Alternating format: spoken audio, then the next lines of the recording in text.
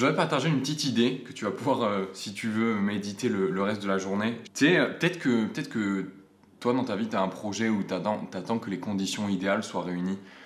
Que ce soit, je sais pas, un certain montant d'argent dont tu as besoin pour acheter quelque chose, par exemple, un outil, tu vois, style un appareil photo ou alors une voiture ou j'en sais rien, un outil qui te permettrait de faire quelque chose, tu vois. Peut-être que tu veux te mettre au dessin et tu veux t'acheter un super pinceau qui coûte genre 15 000 balles, tu vois.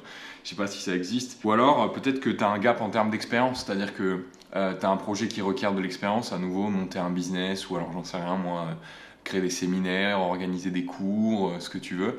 Et tu dis ouais mais moi je peux pas le faire parce que j'ai juste pas encore l'expérience suffisante, tu vois. T'aimerais te lancer dedans mais tu te dis ah, avant de me lancer il faut encore que j'ai ce truc là. Genre une ressource, plus de temps, plus d'argent, plus d'expérience ou quoi. Selon mon expérience, à chaque fois que j'ai raisonné comme ça, c'était la merde en fait. Des moments il arrive où tu as toutes ces ressources en fait qui sont à ta disposition. T'as l'argent, t'as le temps, t'as tout ce que tu veux.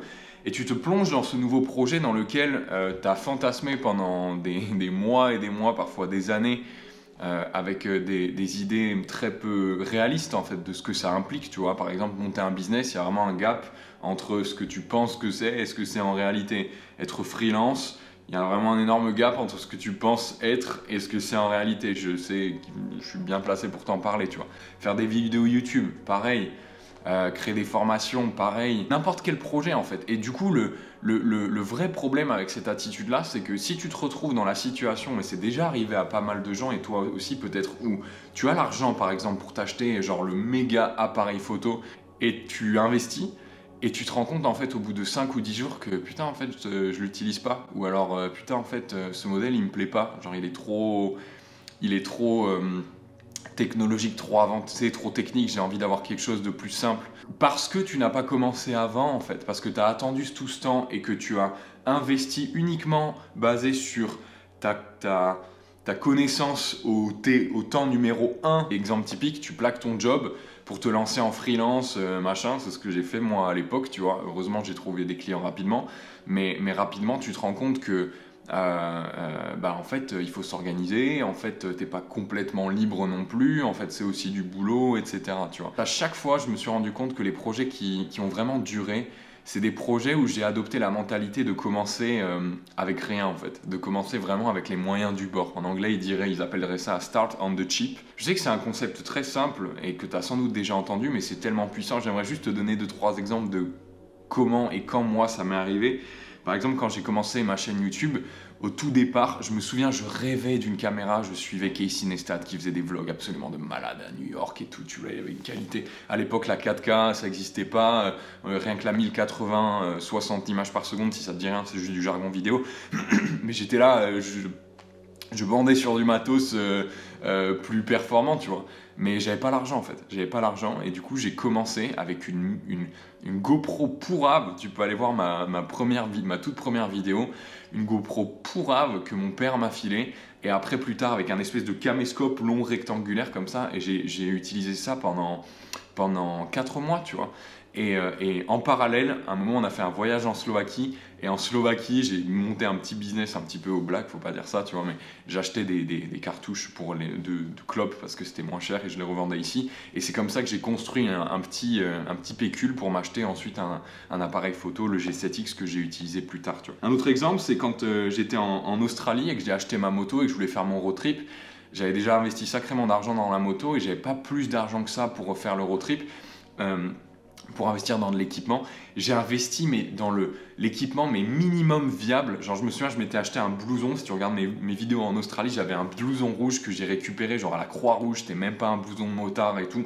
D'ailleurs j'étais con, tu vois, parce que j'avais fait un post sur un groupe de motards australiens. Et en disant voilà, je me présente, je m'appelle Egon, est-ce que quelqu'un pourrait pas me refiler un blouson de motard, tu vois. Il y en a un il y a un type qui m'avait filé son blouson de motard qui était excellent et moi je sais pas pourquoi, je suis retourné à la Croix-Rouge, j'en ai acheté un autre, enfin la grosse connerie, tu vois.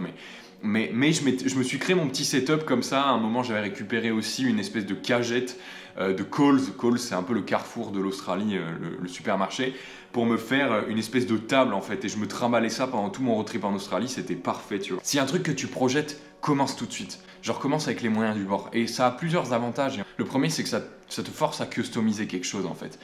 Et par nature, quand tu customises quelque chose, tu le fais, tu te l'appropries en fait. C'est un truc qui est à toi, tu vois, tu te l'appropries. Ma moto en Australie, je l'adorais en fait parce que je l'avais construit de A à Z avec des sangles qu'on utilisait dans mon job de déménagement pour accrocher tous les trucs ensemble en espérant que ça tombe pas, etc. Ce petit système de prise de notes au papier, tu vois, c'est tout con et c'est peut-être beaucoup moins rapide en termes de référencement quand je lis un livre par exemple pour prendre des notes que si je tapais tout au digital et tout, mais j'ai beaucoup plus de plaisir parce que c'est mon écriture, c'est moi qui découpe les cartes, je peux les agencer comme je veux, etc. Donc tu customises le truc et donc tu prends beaucoup plus de plaisir aussi à l'utiliser, tu vois. Quand tu commences, tu veux rapidement savoir si ça va te plaire. Et pour augmenter les chances que ça te plaise, autant faire en sorte que le truc soit customisé, tu vois. Et ça, c'est un autre avantage, c'est que quand tu commences on the cheap, avec que dalle, bah, tu peux très rapidement clarifier si oui ou non ça te plaît, tu vois. Au lieu d'acheter un appareil photo à 4500 balles, achète-toi un petit appareil photo pourrave ou alors emprunte un appareil photo que tu as déjà dans ta maison, à ton père, à ta mère, à ta sœur, à ton partenaire, ce que tu veux, et commence à faire des photos et tu verras très vite si ça te branche ou non et si tu as envie de level up, tu vois. Ouais, quand tu customises le truc, tu es beaucoup plus attaché à la solution parce que tu l'as créée, tu te l'appropries, mais aussi elle répond mieux à tes besoins, tu vois. C'est-à-dire que quand c'est toi qui crées ta propre solution, c'est un petit peu lié au point numéro 1, bah naturellement, tu vas combler tes propres besoins en fait. Voilà, c'était juste l'idée que je voulais te partager aujourd'hui de manière très spontanée. Et je serais curieux de savoir sur quel projet, est-ce que ça te parle, tu vois? Est-ce qu'il y a un projet sur lequel tu as l'impression de repousser en disant attends, une fois que j'aurai ça, je pourrais commencer. Une fois que j'aurai ça, je pourrais commencer. Et au final, tu démarres jamais. Et au fond de toi, tu sens que c'est pas la bonne approche. C'est juste que il y a plus de friction en fait quand tu as d'avoir cette approche-là parce que ça demande vraiment tu vois, c'est ce pas en fait. T'es là, t'es sur le rebord de la falaise et tu te dis attends.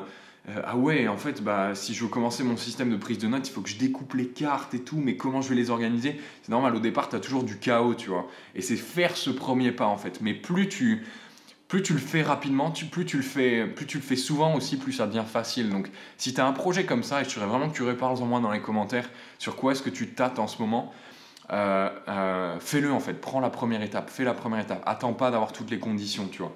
Moi là, ça fait des semaines enfin pas des semaines, mais j'ai l'impression que ça fait des semaines parce que quand je pense à des trucs, j'ai l'impression que le temps s'élargit, tu vois. Mais je peux pas acheter de trucs en ligne, ça me saoule, tu vois. Ça va se régler rapidement normalement. Et j'attendais d'acheter mes cartes 4 par 6, tu vois. Et je me dis, ouais, je peux pas commencer. Et en fait, je me dis, mais si, je peux commencer, j'ai du papier. De quoi tu parles, Egon, tu vois. Pareil, genre, je me disais, ouais, il me faut un stylo spécifique parce qu'il y a un mec chez qui, dont je regarde toutes les vidéos, il recommande d'acheter des stylos. Après, je me dis, mais de quoi tu parles, mec? T'as des stylos, commence avec un stylo. Tu vois, c'est ça l'idée. Bref, je pense que j'ai assez drillé l'idée home. Donc, je te laisse avec ça. Prends soin de toi. Partage-moi en commentaire sur quel projet tu butes et est-ce que ça t'a inspiré. Et mets un gros like si tu kiffes ma nouvelle plante. Elle s'appelle Zita. Elle mérite plein d'amour. J'ai décidé de mettre un peu de vert et de style dans mon appart, tu vois, comme tu peux le constater. Donc, mets un like si tu kiffes l'appart, tu vois. Ciao, prends soin de toi.